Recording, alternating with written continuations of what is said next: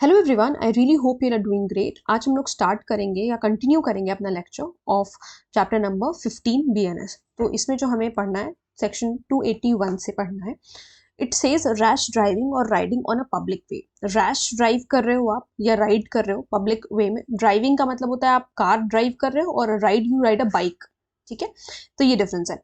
Whoever drives any vehicle और rides on any public way in a manner, इस manner में कि वो रैश है, नेग्लिजेंट है। मतलब आप किसी रैश का ये मतलब है किसी रेजिडेंशियल एरिया में अगर आप 200 किलोमीटर प्रति घंटे की स्पीड से गाड़ी चला रहे हो और ये जानते हुए कि भाई वो कोई भी आ सकता है इधर उधर से, as to endanger human life, जिससे human life endanger हो, or to be likely to cause hurt or injury to any person shall be punished with imprisonment of either description for a term which may extend to 6 months, 1000 rupees fine और with both। बहुत important है, इससे कई बार जो है सवाल बनते हैं।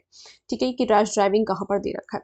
Then rash navigation of a vessel. Vessel का मतलब है कि जो भी जैसे शिप हो गया, बोट हो गया, उसको नेविगेट करना रैश तरीके से। ठीक है, सो whoever navigates any vessel in a manner जो कि रैश है, नेग्लिजेंट है और वो एंडेंजर करेगा ह्यूमन लाइफ को, या फिर लाइकली है कि उससे हर्ट या इंजरी कॉज हो जाएगी किसी दूसरे पर्सन को। यहाँ पर भी वही सेम सजा है, 6 महीने की है, 10,000 रुपए का फाइन है और बोथ है। ठीक है, और बोथ है। Then exhibition of false light, mark और बॉय। तो फॉल्स लाइट का मतलब है वही गलत लाइट दिखाना, मार्क किसी तरीके का कोई मार्क ऐसे दिखाना। बॉय क्या होता है? बॉय बेसिकली एक ऐसे फ्लोटिंग ऑब्जेक्ट होता है।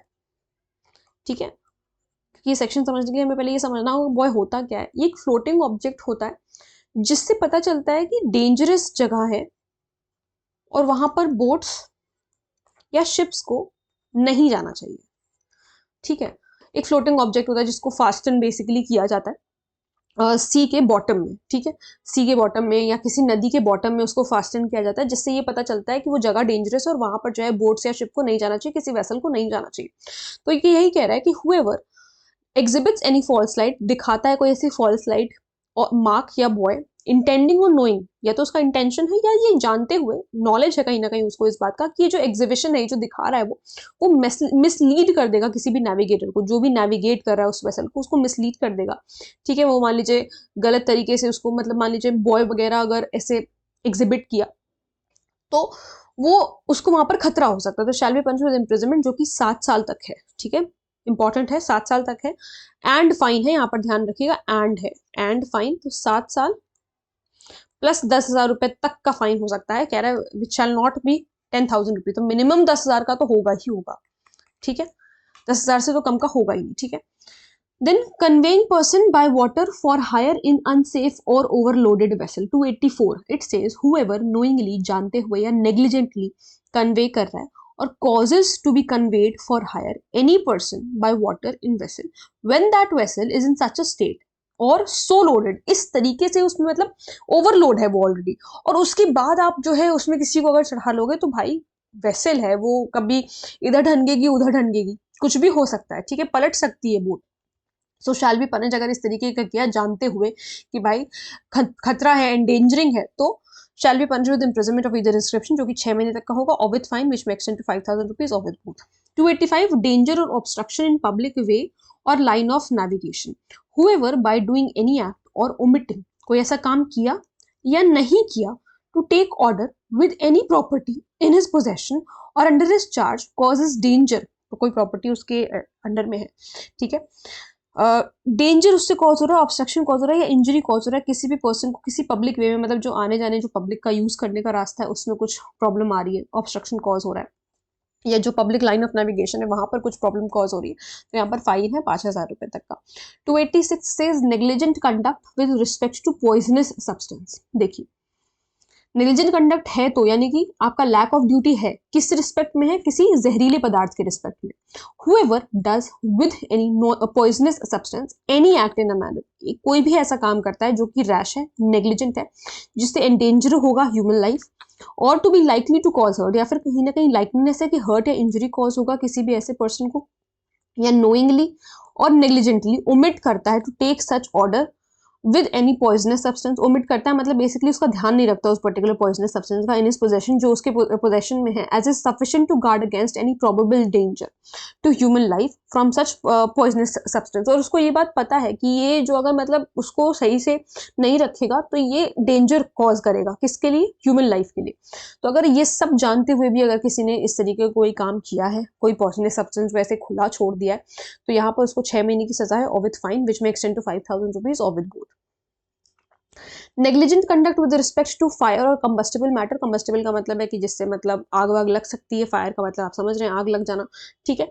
सो हूएवर डज विद फायर और एनी कंबस्टेबल मैटर बहुत ही रैशली या नेग्लिजेंटली एक्ट करता है ह्यूमन लाइफ को एंडेंजर करने के लिए, और to be likely cause hurt और injury to any other person, किसी दूसरे पर्सन को जिससे इंजरी कॉज हो जाएगी, और नोइंगली और negligently omits to take such order with any fire, और नेग्लिजेंटली ओमिट कर रहा है मतलब उसको सही से गार्ड भी नहीं कर रहा, जानते हुए कि प्रोबेबल डेंजर है किसी ह्यूमन लाइफ के लिए, उससे डेंजर होगा उस फायर है कंबस्टेबल मैटर से, shall be punish with imprisonment of the description for a term, जो कि 6 महीने तक का है, और with fine which may extend to 2,000 rupees और विद बोथ।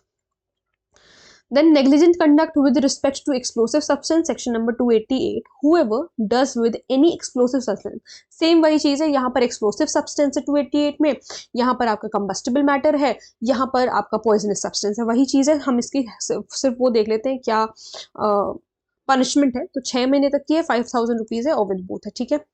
यहाँ पर नेग्लिजेंट कंडक्ट किसी मशीनरी के रिस्पेक्ट में हो रहा है, जैसे मान लीजिए फैक्ट्री वगैरह में काम करते हैं, ठीक है, एम्प्लॉयर है, उसे पता है कि मशीन्स में कुछ दिक्कत है या कुछ ऐसा प्रॉब्लम है कि जो वहाँ पर एम्प्लॉय जो वहाँ उसके काम करने आ रहे हैं उनको कुछ ना कुछ दिक्कत हो जाएगी। मान लीजिए कोई मशीन खराब पड़ी है, जानता है कि अगर उसको यूज किया जाएगा ज्यादा तो वो बिल्कुल एकदम किसी ना किसी को जो है नुकसान पहुंचा देगी, ह्यूमन लाइफ को नुकसान पहुंचा देगी, ये सब जानते हुए कि खतरा हो सकता है अपने खुद के एम्प्लॉयज को, उसके बाद भी वो उसका सही से ध्यान नहीं रखता, तो वहां पर ऐसे इंसान को कितनी सजा दी जाएगी, 6 महीने तक की, 5,000 रुपए तक का जुर्माना हो सकता है, और विद बोथ, ठीक है।